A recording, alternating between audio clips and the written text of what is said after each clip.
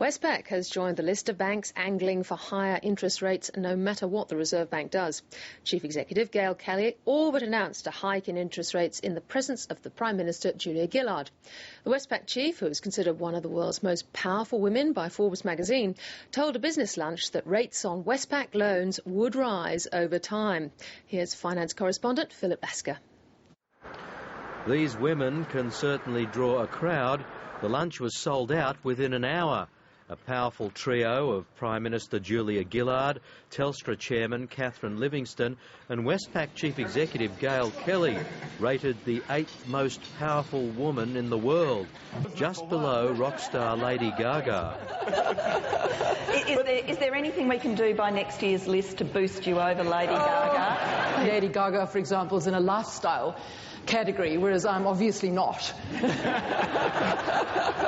But Gail Kelly is well placed to affect the lifestyles of many through interest rates. And in the presence of the Prime Minister, whose government claims the banks have no reason to raise rates beyond the Reserve Bank's moves, the Westpac chief put her case.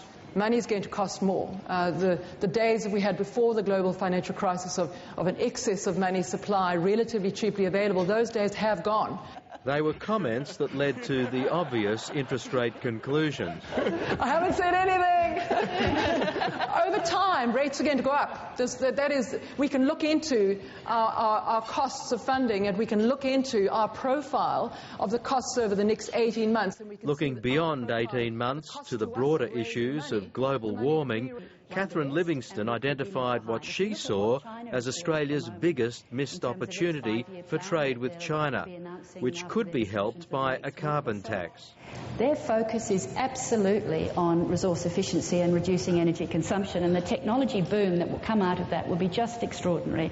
And we want to make sure that we're there and participating. And in terms of the productivity agenda, that should be a huge contributor.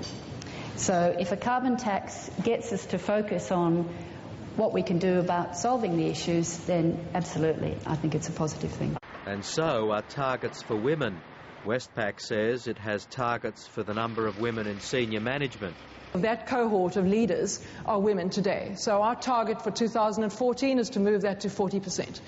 If you believe, as I do, that merit is equally distributed between the sexes, and you look at any organisation and you're seeing a result of less than 50-50, you've got to ask yourself the question, why?